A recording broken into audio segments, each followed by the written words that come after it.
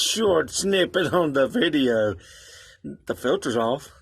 This is what your hand looks like when you reach it out from down underneath the engine. Of course, you can see we'll go back and spray some grease lighting on that and clean all that mess up. But this is the old oil filter off. Looks like it's been a while. Everything's nice and black and burned. And anyway, pay attention to this kind of stuff if you want your boat to run right and treat you right, so not leave you stranded, kind of like your family. Come see us, Marine Pro Services, Billy, hanging upside down. See ya.